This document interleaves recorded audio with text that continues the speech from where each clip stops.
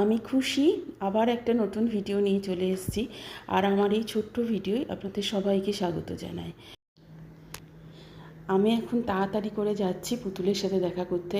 ও জুডিওর সামনে আমার জন্য ওয়েট করছে। ওর সাথে আমার একদম ছোটোর থেকে একসাথে বেড়ে ওঠা পুতলা।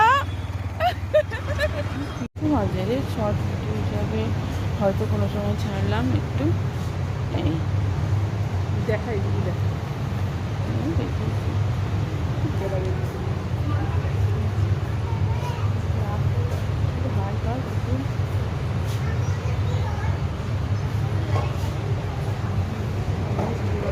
দোকান আছে।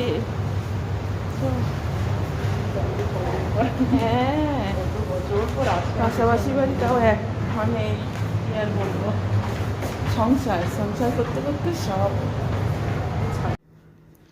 ও আর আমি ছোটোবেলায় একসাথে বৃষ্টিতে ভেজা থেকে কচু পাতা মাথায় দিয়ে বৃষ্টির মধ্যে ঘুরে বেড়াতাম, দুজনে পিছলা করতাম নিজেরাই, সেই পিছলা জায়গাটাতেই আবার নিজেরা ধূপধাপ পড়তাম। তারপরে স্কুল থেকে এসে খেয়ে দিয়ে কোনো রকমে তাড়াতাড়ি করে বেরিয়ে পড়তাম আবার দুজনে একসাথে, খেলাধুলা সব কিছু ওর সাথে। আরও একজন ছিল আমাদের সাথে, রিঙ্কু থাকলে খুব ভালো হতো। রিঙ্কু খুব মিস করেছি। পাশের একটু ছবি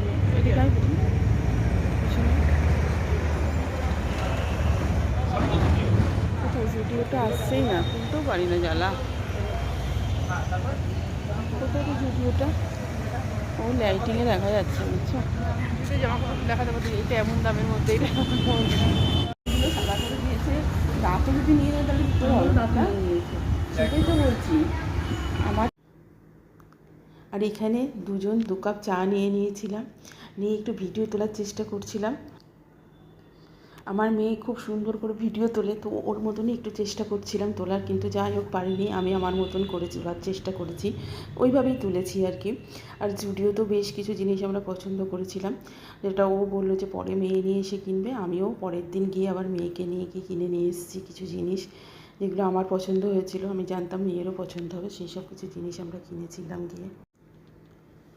আর এখানে বসে চা খেতে খেতে পুতুলও, আমি তো ভিডিও বানিয়েছি, পুতুল একটু ছবি তুলছিল। আবার আমি ওকে বললাম, না আছে তোর ফেসবুক, না আছে ইনস্টাগ্রাম, তুই কোথায় ছাড়বি ফটোগুলো যে তুলছিস? এই নানান ধরনের কথাবার্তা বলতে বলতে দুজনে মিলে চাটা খেয়ে নিয়েছিলাম। রিঙ্কু, যদি ভিডিওটা দেখিস তো তোকে বলছি, পুতুল কিন্তু ভাবছে তোর ছেলের হয়তো বিয়ে হয়ে গেলে বিয়ে দিয়েছিস তুই, কারণ অনেকদিন কোনো যোগাযোগ রাখিস না। আর আমি বারবার বলছিলাম যে ও আমাদেরকে না বলে ছেলের বিয়ে দেবেই না, এটা হতেই পারে না। যাই হোক, বাড়িতে যোগাযোগ করি। এই যে পুতুল, চলো টাটা আজকের মতন, আবার পরে দেখা।